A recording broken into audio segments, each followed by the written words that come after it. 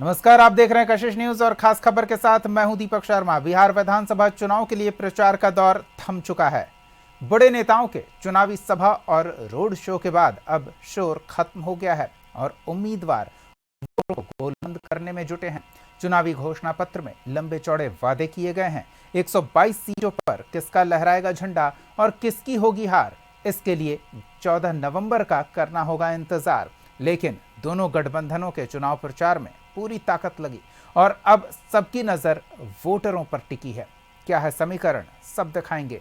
साथ ही देखेंगे पहले चरण में बम्पर वोटिंग के क्या रहे मायने। इसके अलावा खबर होगी झारखंड के घाटशिला विधानसभा उपचुनाव की भी। देखो, विधानसभा चुनाव के लिए चुनाव प्रचार खत्म हो चुका है। 11 नवंबर को आखिरी चरण की वोटिंग है, जब 20 जिलों की 122 सीटों के लिए वोटिंग होगी।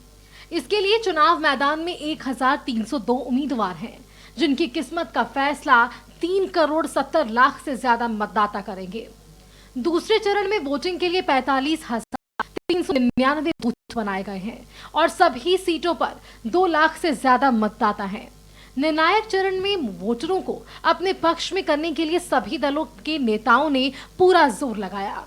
पीएम मोदी, नीतीश कुमार, अमित शाह ने लगातार सभा की और महागठबंधन पर जोरदार हमला बोला।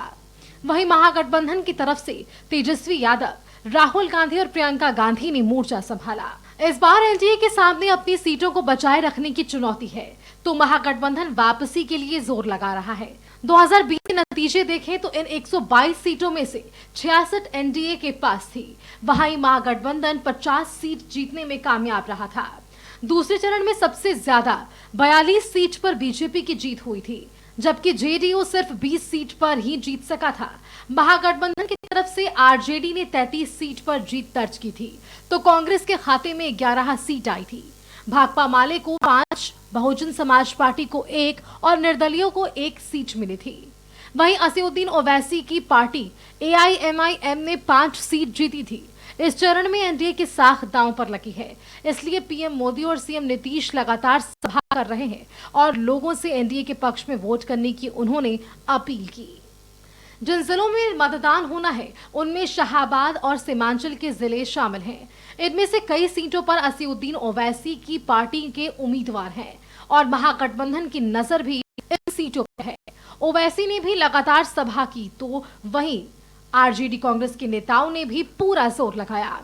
चुनाव प्रचार खत्म हो चुका है और सभी नेताओं ने इसमें पूरी ताकत झोंकी। मतदान में अब कुछ घंटे ही बचे हैं। चुनाव में दोनों ही तरफ से कई वादे किए गए हैं।